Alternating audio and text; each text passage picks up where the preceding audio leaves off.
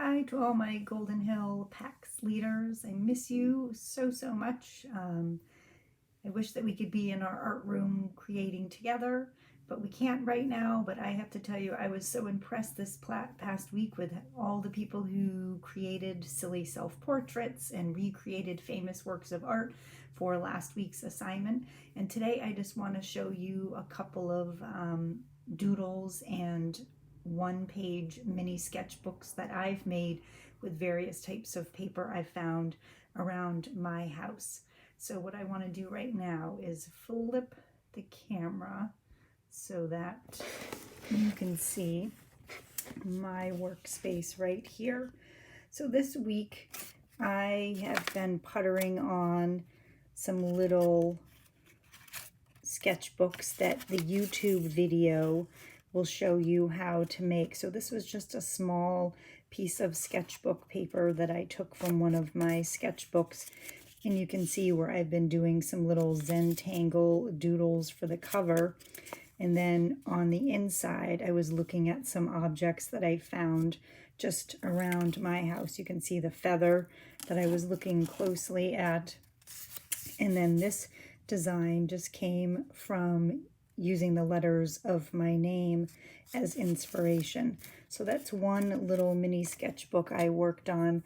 Now some of you may be wondering, well, I don't have paper to use. This is something I just put together. I just took a piece of magazine, a photo from a magazine, and cut it out and made it into the sketchbook shape. And I was thinking that we could cut, you could even cut little pieces of scrap paper that you might find around your house to actually become the page in the book. So maybe you have like an envelope that came in the mail with something, and you could glue it right down on top of this magazine photo like this and create your little sketches.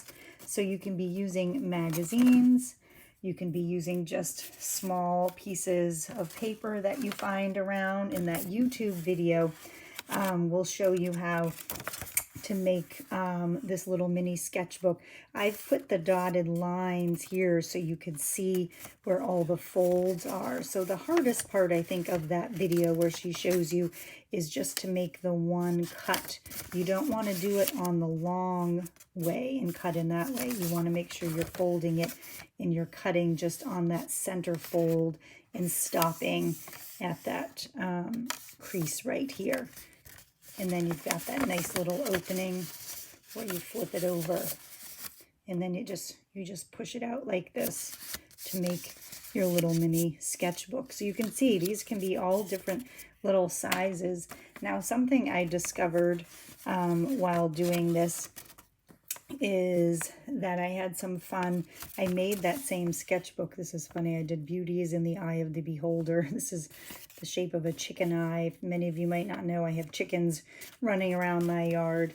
But I took that same sketchbook, and what I did is I took one page, or actually it'd be 2 pages of it, and I cut just a little section out of it to make this window. So I was thinking, I wrote, what do you see? And I was trying to think about what do I want to be seeing through my window. So you could try something like that as well. So you could keep your sketchbook all in one piece like this. But what I did, how I made that window, is I took one of those pages that pops out like that. And with my scissors, I just cut a little shape out of the center, and that's how I get the window to appear.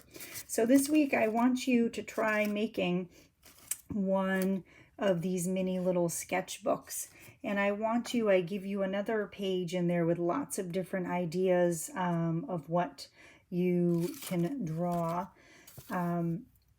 My daughter and I even had some fun this past week. She made a little book. It says Painting with Spices. So also with this assignment, I've given you a Google document that tells you some different things you can use from around your home almost as paint. And of course, make sure you check with an adult first before you go raiding the counter. But these right here, I have spices, the paprika and curry. And if you just take some sort of painting tool, it could even be your finger. If you don't have a paintbrush, dip your finger in a little bit of water and mix it with the spice to almost make like a paste. And you can see when you spread it on, you can get some color just from using things from around your house. And then when it dries, you can brush off kind of the clumps of the spices. Paprika makes this really beautiful, like reddish orange color. So you can try. I'd be curious what things that you can find around your house that will help make some color. And that's how Izzy, in this book right here, you can see she wrote paprika that was used here.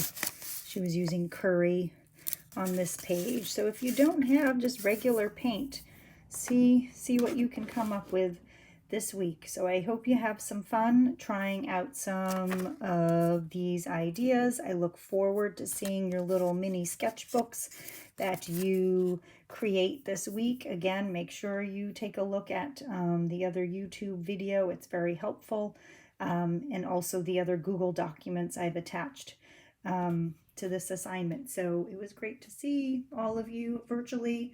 Again, be well, be safe, and I hope we're all together soon. Bye.